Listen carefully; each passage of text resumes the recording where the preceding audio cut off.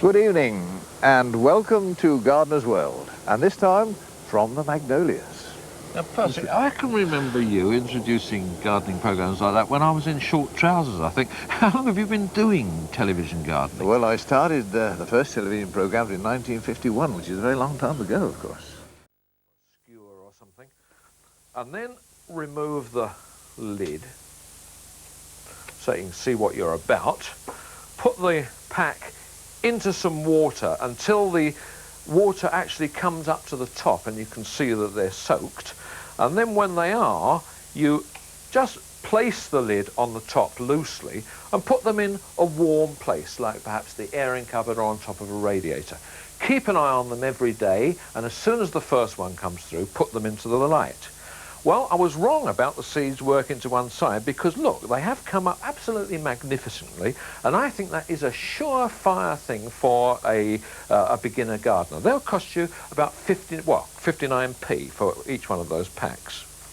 We have used vermiculite ourselves to solve a little problem.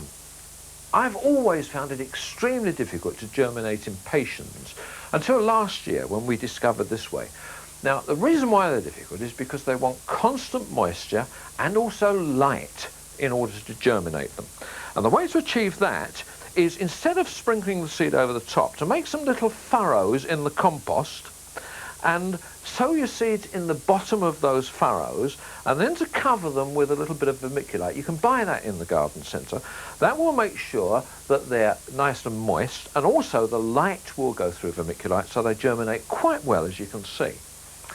But if you still find that difficult, then this is the modern way to buy your seeds. You can buy these through the seedsman, and you let the grower do the actual germinating. You buy them as these little plants. Now, this comes in a pack of 35, and that'll cost you £5.80. That's about 17p a plant. What you've got to do is to stick a pencil through the bottom like that, and that will release the plants, and you'll see you've got a little tiny root system there, but that's well grown and it'll go on and really romp away. All you've got to do now is to either put them in a seed tray at wider spacings, or I would advise potting them up, because you'll get a very much better plant that way. You can also buy bigger plants like geraniums, but these come in a slightly different way. These are in peat blocks like this, and they'll cost you £7.35 for 10, about 73.5p each, which is still much cheaper than you buy in the garden centre, and of course it's much more fun to do your own anyway. Petunias here as well, but you know, we do have one slight problem, and that is because the seedsmen grow all these to the customer's order, then by the time we can actually show you the plants, it's too late, of course, to order them. But now is the time to be thinking about ordering the plants for the autumn, things like universal pansies, and of course we'll be sure to remind you about things like petunias and impatiens at the right time. Earlier in the year we had Terence Reid talking to us about conservatory plants, and we were particularly impressed with the citrus he'd brought along because they were in good fruit and flower. Now, interestingly enough, if you sow them from pips, they're not always that good. Geoff's got a lemon tree over here that he's had for some years, and it's never produced any flowers or fruit, and that was grown from a pip. And I've heard lots of other stories the same, of plants getting to 7 or 8 feet and nothing's happened at all. I've started a few lemon seedlings off here. They were started in the airing cupboard and then put onto a windowsill in the house. But I'm beginning to wonder if I've been wasting my time, because it's probably better to buy them as grafted plants or as plants taken as cuttings. But there are lots of really good tropical fruits that you can try and take the seeds out of and grow.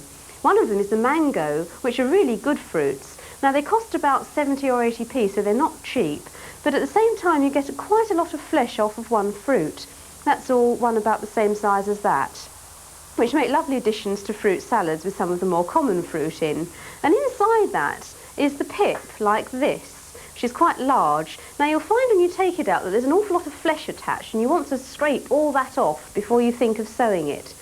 And the method is to get a pot and some seed compost. I better do this on the paper, muck my board up, and just plant it so that it's slightly diagonal in the pot with the tip uppermost. And just push the compost down around it so it's just under the surface there.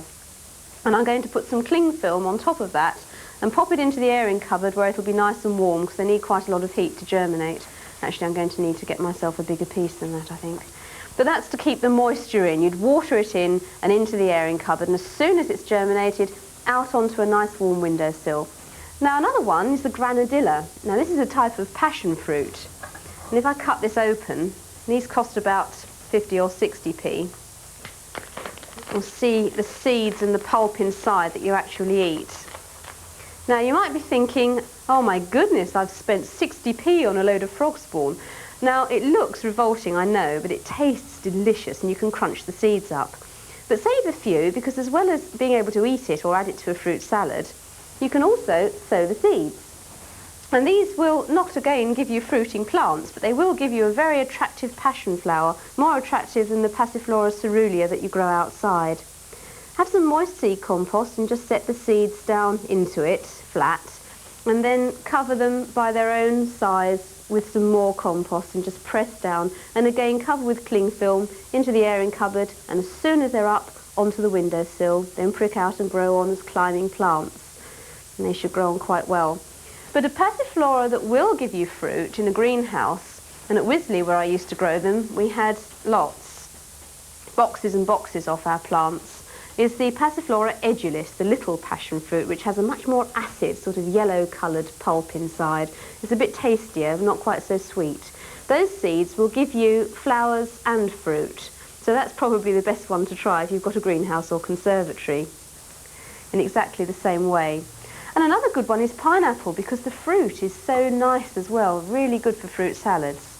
But you must make sure that you choose a pineapple with a really good tuft of growth on it. The growth inside there must be really green and healthy and wanting to grow, and not rotten and brown as you sometimes see. Now the method is to chop this growth bit away from the fruit, not too far up into the growth. Take some of the bottom leaves off and put it into some water for about a month. This one's already been going, and you can see that I've cut off quite a lot of the bottom leaves here and tidied them up a bit. And after a while you'll see that little roots will begin to grow out of the base, and that's the time at which it wants to be potted up. So we get some potting compost again and just pot it carefully in there, and that's ready now to grow. Its roots have started to form and it will expand out into the compost. The roots will grow and fill it up, and that will grow into a nice foliage plant. You might get pineapples if you're really, really lucky and you've got the right room conditions, the right light and warmth. But if not, I can certainly guarantee you a really good foliage pot plant. Down here in the budget garden, my cold frames are beginning to get going, so it's time for a bit of an update. This one, first of all, is my cheap £10 job. This is made just with a bit of corrugated plastic and some roofing laths. It's already beginning to produce. I've got down here some radishes, which are sown in the ground here, and there won't be very long at all before they're cropping. Some Tom Thumb lettuce here, very quick maturing little lettuce that is, so that'll be quite quick. I multiple sowed some carrots. This is the variety Rondo. I did them exactly the same as I did the onions, which you saw earlier, but they were raised on the windowsill. And also on the windowsill I've been raising some more Tom Thumb lettuce to follow on from the others, and a few early cauliflowers, and they will go out a bit later on in the garden. Now this frame is one that I haven't shown you before. This is one of the cheapest of the commercial ones that I could find. It's 4 foot by 3 foot, and this will cost just over £31. It's again made with this corrugated plastic. If it has a snag, it's the fact that they don't open very fast, so it's a little bit difficult when you're actually planting. But I find that because this stuff bends quite easily, it's probably easier just to whip these out, and it's only when you're doing jobs like planting that you need to do it, so it's not much of a fag. Now this frame is quite a bit taller than the other one, so that enables me to grow some dwarf broad beans, but make sure you go for a dwarf variety like the Saturn or Bonnie Lad. Next to those spinach, I wouldn't be without spinach. That's one that keeps cropping all the time. And then some early turnips. This is Milan Purple Top, which produce some nice small turnips. And of course, early cauliflowers, again a summer cauliflower Alpha Polaris, which will crop well before the ones in the garden. In my posh 20-pound wooden cold frame, I'm doing a bit of propagating. And I've already got some sweet peas going from seed, and they're grown in these whale hide tubes, and I've already pinched the tops out, and you can see that they're beginning to bush out now, and they'll make nice bushy plants. They can actually go outside now, ready for planting out, because they'll stand a degree or two of frost. And I'm also propagating some hardy annuals, things like alyssum, limnanthes, the poached egg plant, gadisha, and I've got a new Clarkia here called Love Affair, which is quite nice. Now normally, of course, with hardy annuals, they're sown direct outside in the ground, and now's the time to do it. But, you know, if your soil is very wet and heavy like mine is, that's often easier said than done. So I'm growing them like this, and what I do is, again, to grow them in these little polystyrene cells, filled up with a soilless compost, and then you just put a little tiny pinch of seed in each one. It doesn't really matter whether you put in 2 or 3 or 4 or 5, it'll still just make one plant. These seeds are quite small. This is Gypsophila, so it's hard to gauge them accurately, but it just doesn't matter at all. And just fill all those up, and then when you've completed the whole tray, I like to just stabilise them with a little bit of silver sand over the top. That, I think, is the ideal way.